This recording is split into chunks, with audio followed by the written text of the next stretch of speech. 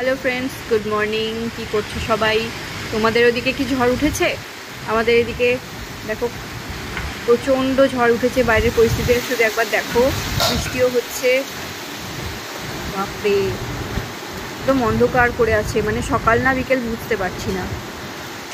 ওদিকে দেখো আমাদের ওই মাটির ঘরগুলো যেখানে আছে, তো ওখানে অ্যাডভেস্টারের চালের উপরে লাউ গাছগুলো ছিল, ঝড়েতে ওগুলো ক্রমশ নেমে আসছে। এখন বেলা 10:30 বাজছে, তো প্রচণ্ড বৃষ্টি হচ্ছে, সেই জন্য আমরা কিছু করতেও পারছি না, বেরোতেও পারছি না। কারেন্টও ছিল না, এই জাস্ট কিছুক্ষণ হলো কারেন্ট এলো। আমরা এখানে দরজা জানালা সব বন্ধ করে বসে রয়েছি, কেননা যেহেতু ঝড় হচ্ছিল। এখন যদিও বৃষ্টি হচ্ছে, ঝড়ের সময়টা ধুলো পাতা এই সমস্ত ঘরের মধ্যে ঢুকে যাচ্ছিল। আর এখন বৃষ্টি হয়ে গেছে, ধুলোগুলো আসবে না, কিন্তু জলের ছিটেগুলো আসছে। এদিকে মাম্মার দেখো শরীর খারাপ। মাম্মা কি হয়েছে? সর্দি। জল ঘাঁটবে একটু? চলো না, তোমাকে একটু জলে বসিয়ে দিই। একটা গামলায় করে জল নিই, দিয়ে চলো তোমায় বসিয়ে দিই। তুমি বসে বসে ঘাঁটবে সারাদিন? আইসক্রিম খাবে একটা? খাও না। যা, কারেন্ট চলে গেল। মামার স্কুলও ছিল আজকে, কিন্তু এই ওয়েদারের জন্য আর স্কুল পাঠায়নি।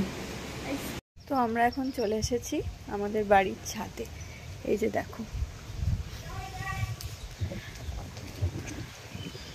প্রচণ্ড হাওয়া দিচ্ছে, বৃষ্টিটা একটু থেমেছে, কিন্তু আমরা ছাদে এসেছি আমি আর মা। দেখতে এলাম যে ছাদের পরিস্থিতি কীরকম। মানে আমাদের বাড়ির চারপাশে অনেক গাছপালা রয়েছে, তো ঝড় বৃষ্টি হলে সেখান থেকে পাতাগুলো উড়ে এসে আমাদের ছাদের মধ্যে পড়ে। তো যেখান দিয়ে জল নিকাশি হয়, মানে জলটা পাস হয়ে যায়, ওই নালিগুলো একদম পুরো পাতাতে মুখগুলো বন্ধ হয়ে যায়। তো সেখানটা পরিষ্কার করতে এলাম। এমনিতেও প্রচুর গাছপালার জন্য ছাদটা একেবারেই অপরিষ্কার হয়ে রয়েছে, মানে ছায়া থাকে তো, রোদ পায় না, একদম শ্যাওলাগুলো আর যায় না।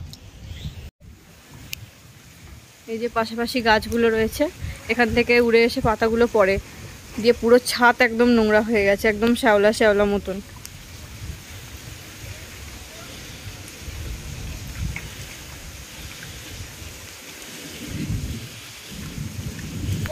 ওই দেখো দূরে মাঠ দেখা যাচ্ছে আমাদের ছাদ থেকে, একদম বাড়ির পাশেই মাঠ।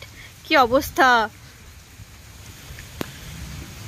মানে মোটামুটি যা জল হয়েছে, চাষিদের অনেক ক্ষতি হয়ে গেছে। একদম আলুর পুরো দফা শেষ। তাই আলু ক্ষতি হয়ে গেছে। তো ক্ষতি মানে এখনো বুঝতে পারা যাবে না, অল্প অল্প দাঁড়িয়েছে, জল দাঁড়িয়ে গেছে। ও, মানে আগে যারা জল দিয়েছে তাদের আবার এটা দুবার করে জল হলো, তাদের বেশ কিছুটা হলেও ক্ষতি হবে। ও দেখো, অনেক লোকজন মাঠে বেরিয়েছে জলটা বের করার জন্য। দেখো আমাদের বাড়ির এটা আম গাছ, এটা হচ্ছে হিমসাগর। প্রচুর মুকুল এসছে, কিন্তু বিষয়টা হচ্ছে এর আগের বছর মুকুল আসেনি, আমাদের আম হয়নি একটাও বাড়িতে। তো তখন ঝড় জল হয়নি, এটা আমি দেখেছি। যখনই মানে আম হয় বা মুকুল বেশি আসে, সেই বছরই জল ঝড়ের মাত্রাটা একটু বেশি হয়।